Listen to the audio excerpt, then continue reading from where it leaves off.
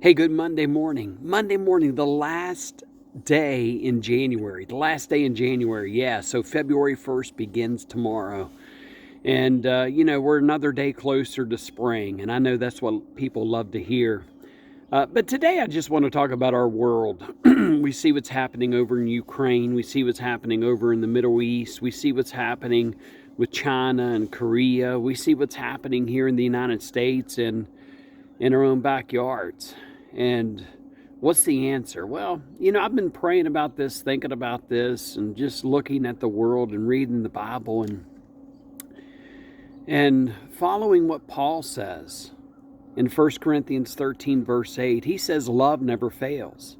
And I think love is the answer to all of our problems. It really is.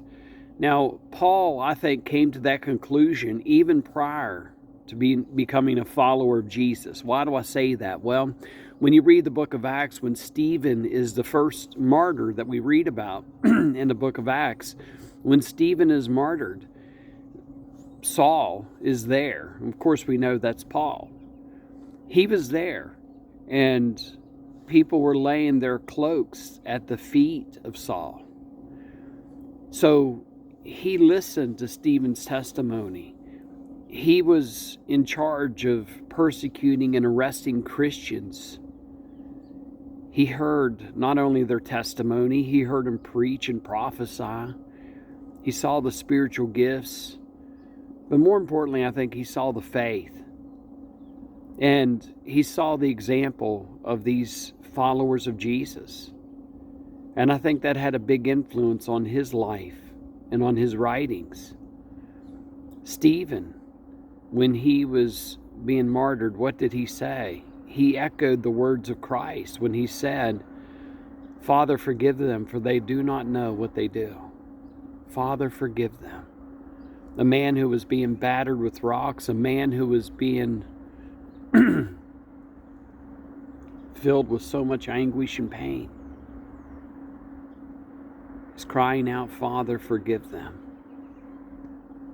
And I think Saul or Paul understood that you could only do that through love.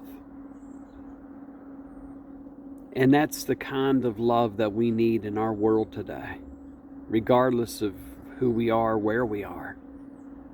Love can heal division. Love can build bridges. Love can restore families and friendships. Love can overcome politics. Love is the way. John said, "For God is love. God is love." And what does Paul write in 1 Corinthians 13, verse 8? Love never fails. That's a message for all of us today. The answer is not in politics. The answer is not in a military might. The answer is not in hating on other people. The answer's in love. Yeah. So this is Pastor Bill from St. Luke's United Methodist Church, Harrisville, West Virginia, Ritchie County, West Virginia, wherever you are today. I hope and pray that you're happy, you're healthy, and you're safe. Have a great day, everybody, and God bless.